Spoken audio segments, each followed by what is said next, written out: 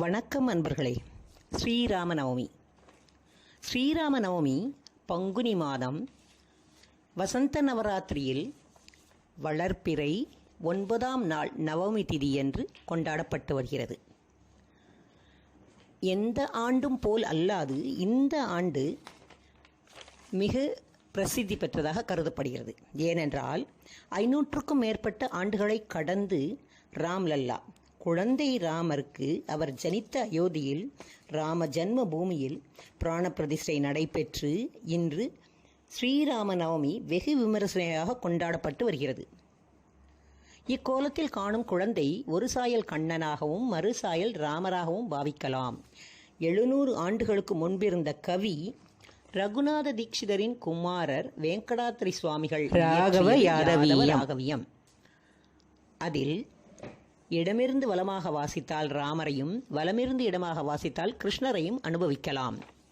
குழந்தை ராமரை அவர் தந்தை தசரத மகா சக்கரவர்த்தி ராமா என்றும், கௌசல்யை ராமபத்ரா என்றும், கைகேயி ராமச்சந்திரா என்றும், வசிஷ்டர் வேதசே என்றும், ஏனைய பிற ரிஷிகள் ரகுநாதா என்றும், சீதா பிராட்டி நாதா என்றும், அயோத்தியா வாசிகள் சீதாபதி என்றும் அழைத்ததே பின்வரும் ஸ்லோகம் ஆகும். ராமாய ராமபத்ராய ராமச்சந்திராய வேதசே ரகுநாதாய நாதாய சீதாபதே நமக. எந்த ஒரு மனிதனும் தனக்கு முந்தைய 4 அல்லது 5 தலைமுறைகளுடைய பெயர்களை மட்டுமே தெரிந்து வைத்திருப்பார்கள். இப்பொழுது நாம் ராமச்சந்திர மகாபிரபுவின் மூதாதையர்களை பற்றி பார்ப்போம்.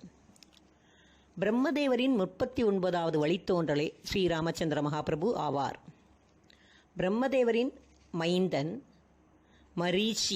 மரீச்சியின் மைந்தன் கஷ்யபர், அவரின் பிள்ளை விகுக்ஷியின் பிள்ளை குக்ஷி, பின் இக்ஷ்வாகு, அவரின் பிள்ளை மனுவின் பிள்ளை விஸ்வவான், பின் பான், அன்ரண்யன், பரத், திரிசங்கின் பிள்ளை துந்துமாரின் பிள்ளை யுவனாஸ்ரீ, பின் மாந்தாத்தா, அவரின் பிள்ளை சுசந்தியின் பிள்ளை துருவசந்தி, பின் பரத், அவரின் பிள்ளை அசித், அவரின் பிள்ளை சகரின் பிள்ளை அஸ்மஞ்ச், அவரின் மைந்தன் ரகு. இவரே ராமச்சந்திர மகாபிரபுவிற்கு ரகுகுல தோன்றல் என பெயர் வர காரணமானவர். ரகுவின் மைந்தன் குக்குஸ்த், பின் பகீரதனின் பிள்ளை திலீபன் தன் தந்தை பொருட்டு கங்கையை பூலோகத்திற்கு வரவழைத்த பெருமை பெற்றவர் ஆவார்.